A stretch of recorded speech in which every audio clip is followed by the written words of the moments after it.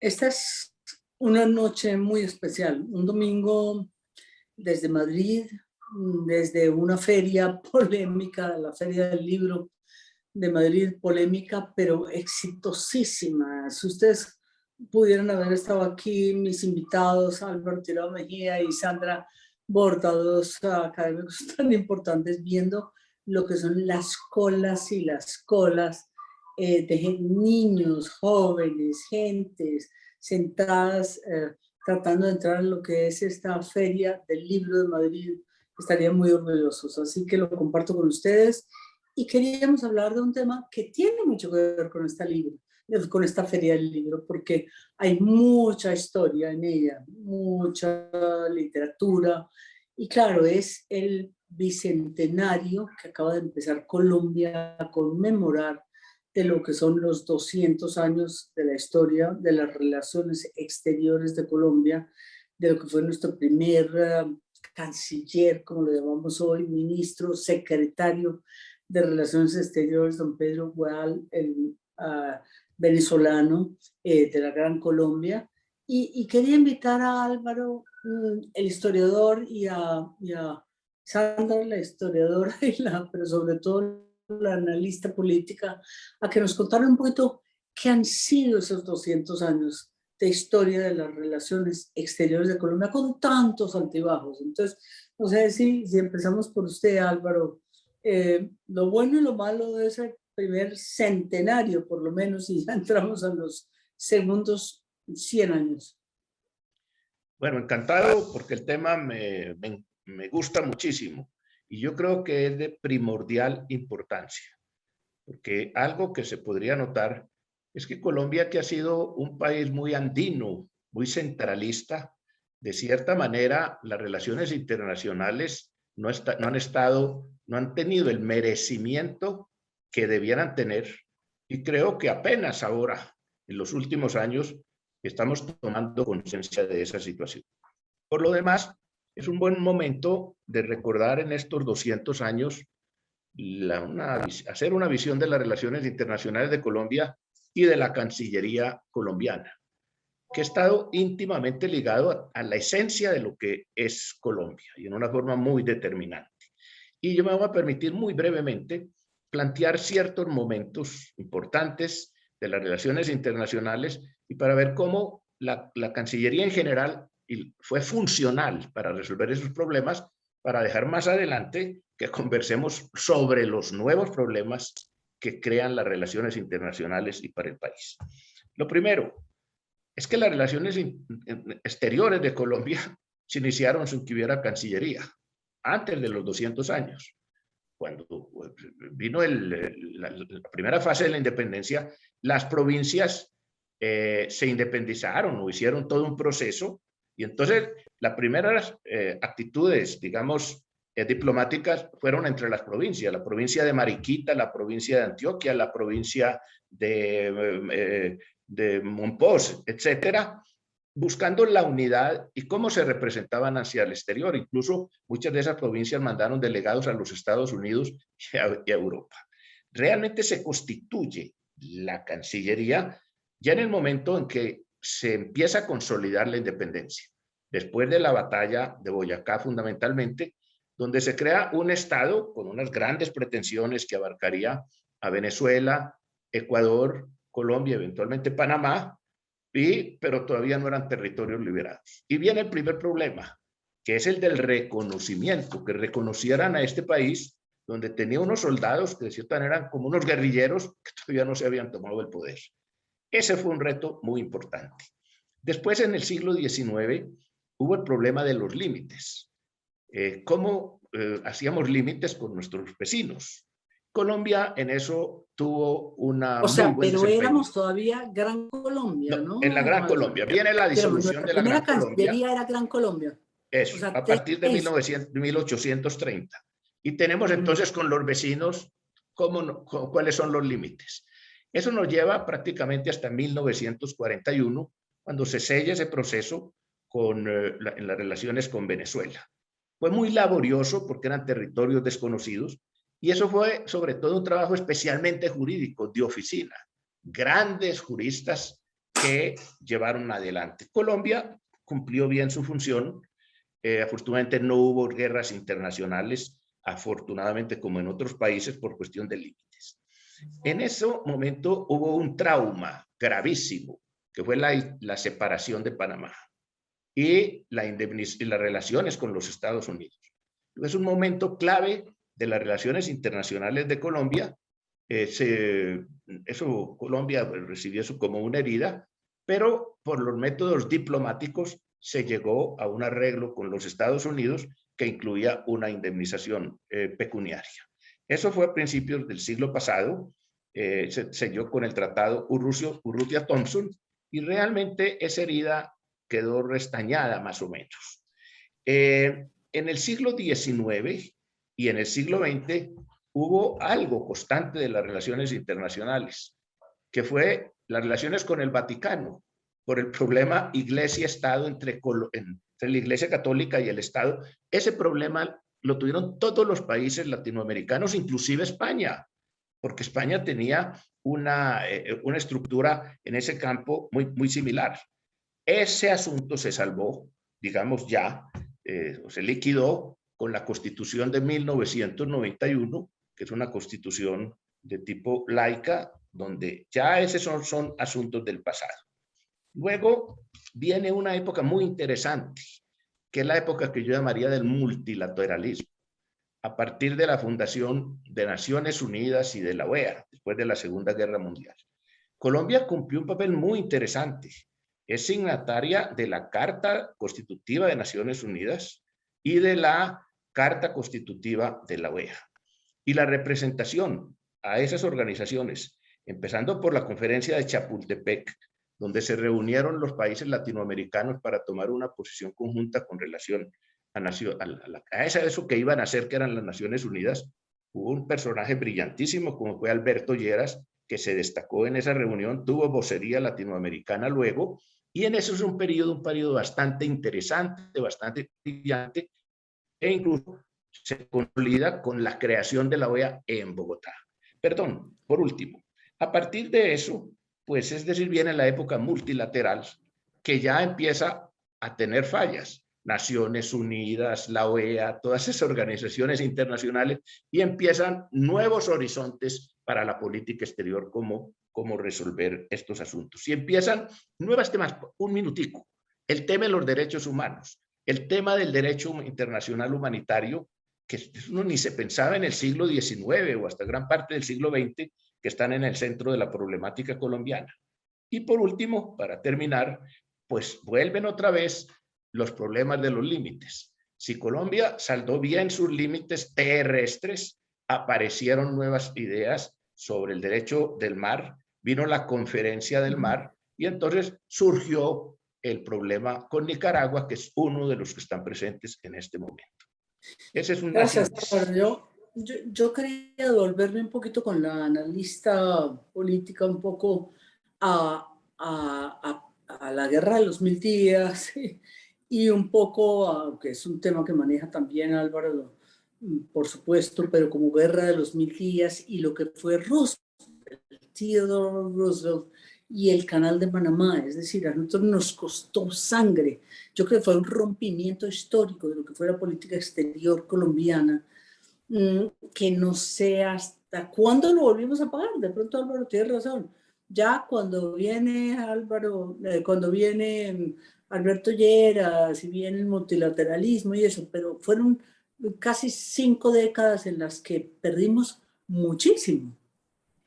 Sí, digamos, quisiera simplemente añadir un par de cosas a todas las discusiones que tienen lugar en materia de política exterior colombiana durante el siglo XIX. Justo en este momento estamos armando en la Universidad de los Andes un volumen especial sobre política exterior del siglo XIX, y parte de lo que uno se encuentra ahí es que hay una percepción internacional de la gestión y del comportamiento colombiano en la arena global muy distinta a la que existe el día de hoy, hasta el punto que en el mismo siglo XIX hay un secretario de Estado de Estados Unidos que dice que Colombia, la Gran Colombia en ese entonces, está destinada a ser una potencia en materia diplomática a nivel Jones, internacional. que nos hablaba tanto, Exactamente.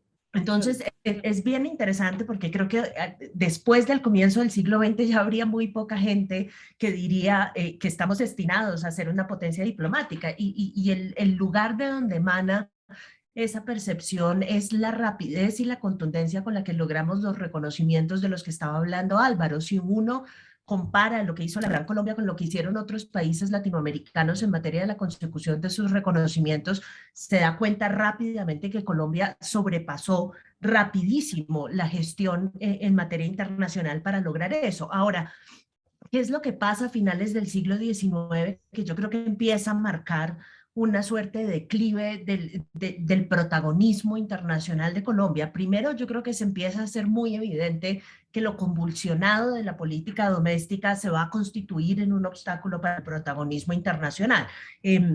Las constantes guerras, los constantes conflictos partidistas se van a constituir en un escenario muy difícil para Colombia, tanto así que en una muy buena parte lo que sucede con Panamá es resultado de la incapacidad del Estado colombiano de hacer presencia constante en territorio panameño. En varias ocasiones, antes de que se independizara Panamá, Colombia tuvo que llamar a Estados Unidos a pedirle que instalara portaaviones y que instalara barcos para vigilar lo que sucedía en Panamá, porque no, el Estado colombiano no tenía posibilidades de hacer presencia allí.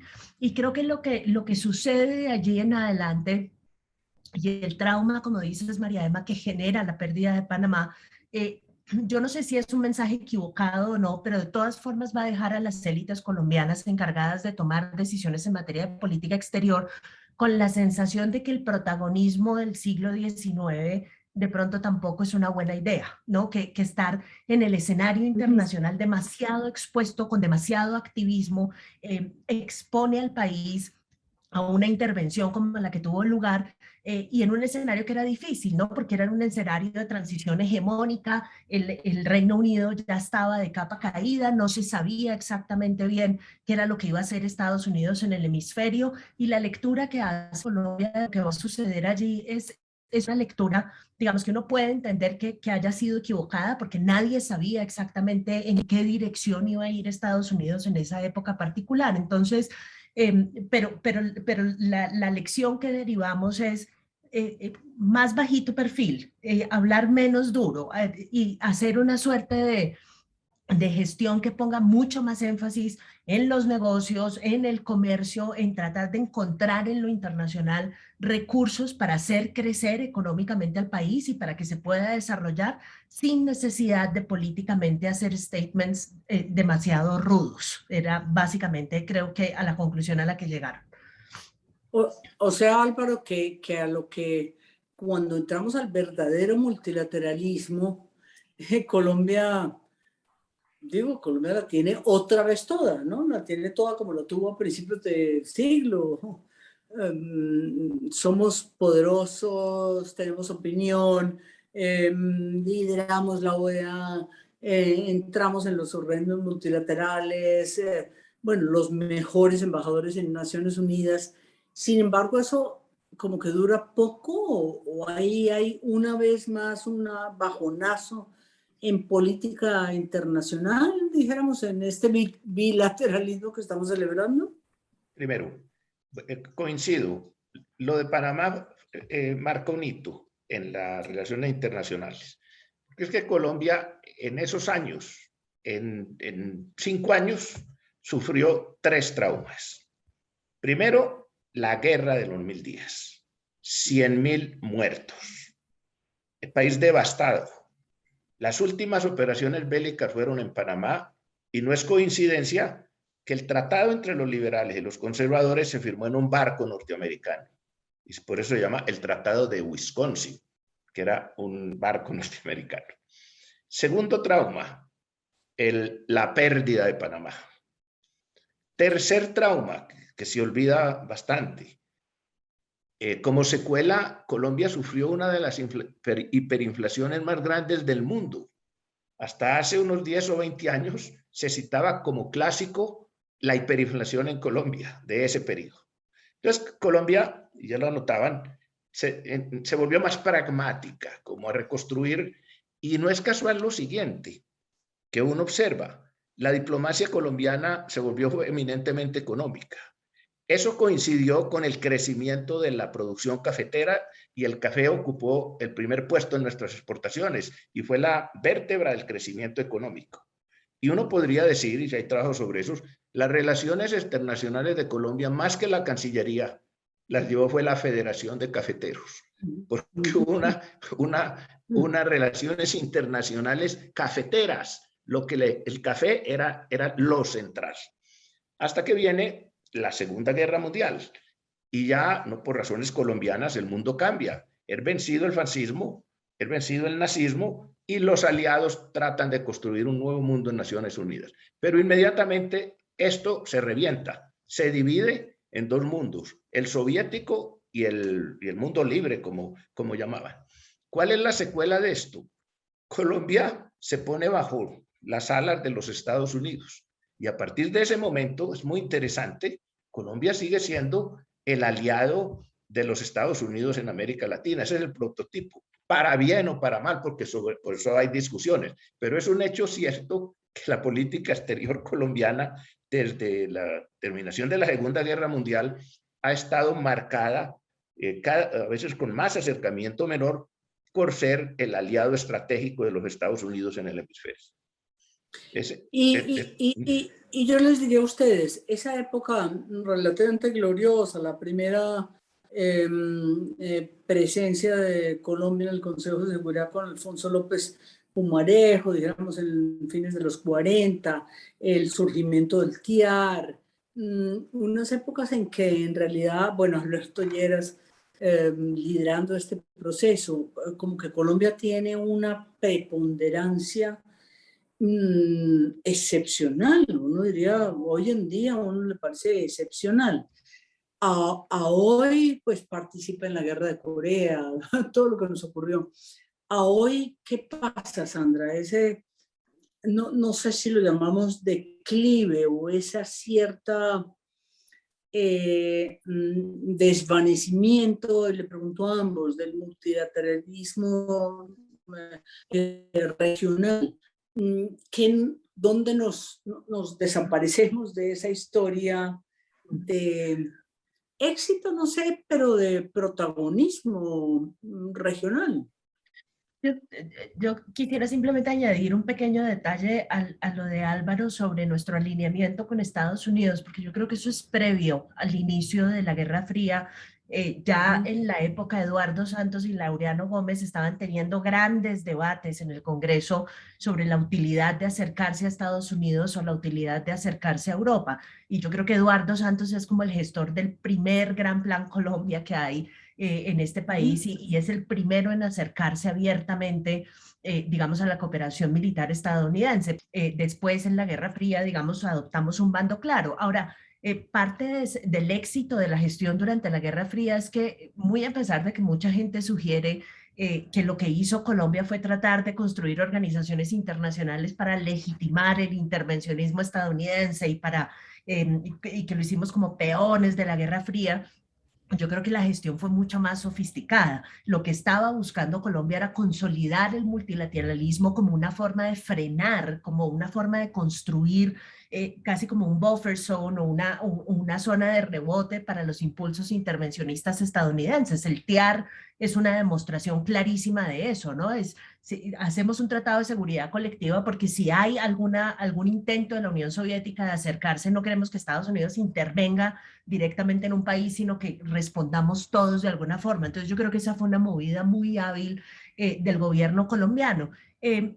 Después, yo creo que del final de la Guerra Fría y particularmente Barco, que es como el gobierno que inaugura el final de la Guerra Fría en Colombia, hay una transición poco voluntaria, digamos, a un tema que es un tema muy difícil para nosotros en política exterior, que es el tema de las drogas. Y así todo, siendo un tema tremendamente complicado, el protagonismo internacional de Barco, por supuesto, construyendo doctrina internacional alrededor del tema de la corresponsabilidad, logró mover una versión internacional de este tema, de acuerdo con la cual la culpa no era solamente nuestra por ser un país productor, sino que por supuesto esto era una larga cadena en la que muchos participaban y que a menos de que todos en el sistema internacional pusiéramos de nuestra parte, no iba a ser posible combatir efectivamente ese problema. Yo creo que ese es un momento, pues es un tema difícil, como digo, pero es un momento importante para la diplomacia colombiana porque estábamos tratando de reconstruir la forma en la que el sistema internacional entendía el tema de las drogas. De ahí en adelante creo que hay escenarios interesantísimos. Creo que la apertura económica durante la administración de César Gaviria es un intento de internacionalización comercial con bastante éxito. Creo que después, durante el proceso de paz de Juan Manuel Santos, hubo un esfuerzo también bien interesante por construir un escenario internacional que coadyuvara y que impulsara el proceso de paz. Incluso durante la administración Uribe, la comunidad internacional fue importantísima a la hora de apoyar, digamos, el intento del gobierno colombiano de consolidarse militarmente frente a los grupos insurgentes. Yo creo que el declive es mucho más reciente. La sensación que uno tiene es que durante este último gobierno particularmente nos quedamos sin plan internacional. Si antes el plan internacional era apoyar la paz y un poco antes era apoyar el esfuerzo militar contra las FARC para debilitarlas, hoy en día es muy difícil contestar a la pregunta sobre cuál es el plan en materia internacional. Eso puede tener que ver con que estamos en un escenario de transición hegemónica otra vez, como lo estuvimos al comienzo del siglo con Estados Unidos. Estamos, y no somos los únicos, un poco perdidos en materia de qué hacer con China, qué significa el surgimiento de un actor de esa naturaleza, cómo un país como nosotros, aliado naturalmente con Estados Unidos, debe responder a ese reto, cómo nos debemos mover. Creo que hay demasiadas preguntas y no tenemos un norte particular definido. Creo que eso tiene que ver, digamos, también con con la naturaleza del mismo orden internacional en el que nos encontramos. Bueno, y Álvaro, ¿cómo lo ve? A propósito de lo que hablaba Sandra, dos o tres cositas. Yo creo que sí, hay razón, fue Eduardo Santos, pero es que están íntimamente ligados, esto fue durante la Segunda Guerra Mundial, está íntimamente ligado la Segunda Guerra, el fin de la Segunda Guerra y la creación de las organizaciones internacionales. Otro tema que es bueno recordarlo, fue brillantísimo, es uno de los mejores periodos de la historia de la diplomacia colombiana, la participación en los organismos multilaterales. Datos como este que no son muy conocidos. Hay un colombiano que dejó su impronta en la Carta de las Naciones Unidas y fue Jesús María Yepes, en un célebre debate con el embajador soviético, donde la delegación colombiana, por boca de Yepes, dijo que los tratados públicos debían cumplirse de buena fe. Y el soviético trató de mofarse diciendo que eso iba de suyo. Y Yepes le recordó que eso no era así y que había pasado algo hacía poquito, que el canciller nazi había dicho que los tratados públicos eran simplemente asuntos de papel y que era bueno. Y eso quedó plasmado en la buena fe en el cumplimiento de los tratados. También fue importantísima la presencia en el primer Consejo de Seguridad de Alfonso López Pumarejo, un hombre visionario que precisamente se pronunció en el momento en que se iba a crear el Estado de Israel. No porque estuviera en una posición contraria, sino prediciendo que si tan apresuradamente se tomaba una decisión, eso iba a ser semillero de conflictos mundiales como se sigue presentando en este momento. Ahora, hay otro elemento interesante. Si bien en general la Cancillería colombiana cumplió sus funciones, hay nuevos asuntos. Está el asunto del medio ambiente. Ya los abogados estudiamos derecho civil o el código, no. Tenemos que estudiar en los tratados públicos. Es decir, ¿qué se firmó con Holanda? ¿Qué se firmó con Bolivia? Es decir, hay una nueva visión. El problema del derecho humanitario y derechos humanos es muy importante para la situación colombiana y eso tiene un manejo internacional. Los tratados de libre comercio, todo ese tipo de cuestiones en medio de algo muy interesante que ya se relató, pero que es bueno volverlo a decir. Hay un cambio en el mundo, tal vez más potente que el que se presentó después de la Segunda Guerra Mundial. Es que la hegemonía norteamericana va para abajo y hay una nueva hegemonía que es la China. Y es el viraje de la hegemonía de Occidente hacia el Oriente. en esas perspectivas que es de la historia y de la sociedad, tiene que enmarcarse las nuevas visiones de la Cancillería colombiana si quiere ser moderno. Claro, y yo quería preguntarles para finalizar, para cerrar a los dos, ¿lo estamos haciendo bien? Este será un tema para mí fundamental en las próximas elecciones presidenciales bueno, y de Congreso. Venezuela, muy importante, Comisión de Relaciones Exteriores, ¿lo estamos haciendo bien? ¿Va a estar ahí en el panorama? Le pregunto a ambos y con eso cerramos. Yo diría un par de cosas frente a eso, porque ese puede ser el comienzo de otro programa. Sí, y Pero lo creo vamos a que, hacer, lo vamos a hacer. pero, pero creo que hay varias cosas que hay que tener en cuenta. Una es, ¿qué se supone que tiene que ser la Cancillería hoy? Álvaro señala claramente que hay un problema que enfrentamos nosotros y lo enfrentan muchos países, y es la especialización de los temas internacionales. Uno no puede aspirar a que una sola organización sepa de medio ambiente, sepa de fronteras, sepa de narcotráfico, sepa de toda la cantidad de temas de comercio, de inversión, etcétera, etcétera, que se regulan a nivel internacional. Muchos países han llegado a la conclusión que lo que tiene que hacer la Cancillería es convertirse en un ente organizador, no en un constructor de política, sino en un ente coordinador de todas las actitudes y todas las gestiones internacionales que adelantan todas las otras agencias y todas las otras instituciones del Estado. Nosotros todavía tenemos que resolver eso. Y creo que sobre el tema de Venezuela, un problema claramente allí es que nos encontramos en medio de un proceso de negociación sin saber muy bien hacia dónde va a ir, pero parece que una buena parte de la comunidad internacional está respaldándolo y parece tener un poco más de seriedad y compromiso por parte de las partes que en el pasado, sin necesidad de decir que esa seriedad sea absoluta, pero digamos puede ir avanzando. Y Colombia no está presente. Colombia, el país frontera más importante de Venezuela, y sabiendo además que cualquiera que sea la resolución del conflicto venezolano en este momento, de una forma u otra nos va a afectar. Yo creo que eso hay que remediarlo de alguna forma, y necesitamos escuchar propuestas sobre qué es lo que debemos hacer y cómo podemos gestionar alguna forma de participación en la resolución de ese conflicto. Eso tiene que pasar por un consenso bipartidista, y allí, digamos, la reconstrucción y el reuso, el reacudir a la Comisión Asesora de Relaciones Exteriores va a ser importantísimo.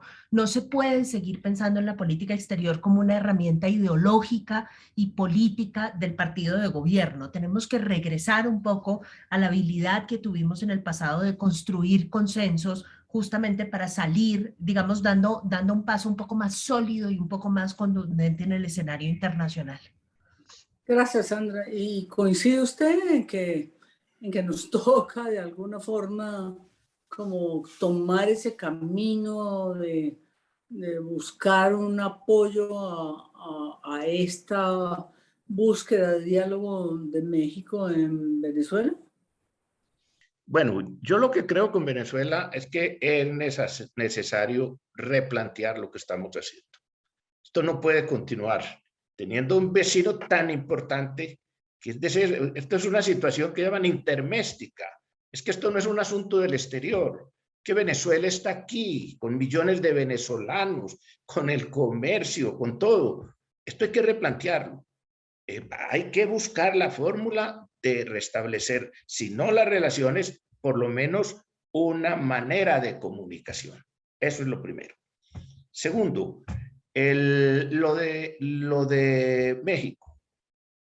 Es que la posibilidad, digamos, de participar está cerrada, porque no está abierta la puerta.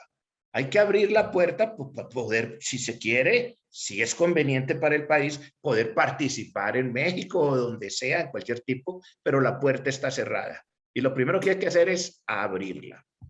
Ahora, con relación a la Comisión de Relaciones Exteriores, yo creo que serenamente sí se puede pensar a ver si eso necesita algún tipo de modificación en la mecánica o algo. Cumplió un papel en otras épocas, pero lo que sí es cierto es que el país sí tiene que pensar que la política exterior es una política nacional.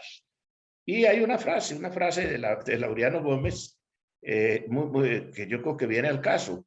Cuando hubo un conflicto con el Perú, dijo guerra, guerra en las fronteras, paz, paz en el interior. Es decir, ahora lo que sucede en la comisión es el trasunto de lo que está sucediendo en el país con la polarización. Habría que también, para llegar a esas instancias, buscar formas de que el diálogo sea un diálogo y la controversia, que es lo propio de la democracia, sea dentro de ciertos parámetros. Pero como vamos mal por falta de unidad nacional para enfrentar este problema venezolano, pero otros muchos que nos está deparando el mundo moderno en el aspecto internacional. Y yo les agradezco muchísimo a los dos. Este programa ha de continuar porque precisamente estamos a tan pocos meses de elecciones, primero de las juventudes, el 5 de diciembre, de los consejos de juventudes el 5 de diciembre, de marzo las congresionales y por supuesto de mayo las presidenciales y segunda vuelta en junio. Así que los quiero invitar a los dos, quiero darles las gracias. Este va a ser un tema vital, uno aquí lo siente mucho, yo estoy en Madrid y se siente mucho, Colombia sigue teniendo mucho peso y las relaciones, pues obviamente, o eso que pensábamos que era, usted sabe Álvaro y Sandra, que los ex cancilleres siempre hablábamos de una relación que era sin separar, sin ninguna posibilidad de separarnos, Venezuela y Colombia, pues sí lo está. Así que mucho por hacer y gracias a los dos por acompañarnos hoy. Es un placer participar en estos programas y tratar de que las relaciones internacionales a través de la opinión pública tengan el peso que merecen en la discusión y en el planteamiento de los problemas. Así es. Muchas gracias por la invitación y un gran gusto tener esta conversación. Gracias a ustedes. El próximo domingo, 8:30, en A Fondo con María Emma, Noticias Caracol Ahora. Los esperamos en una versión más de este programa.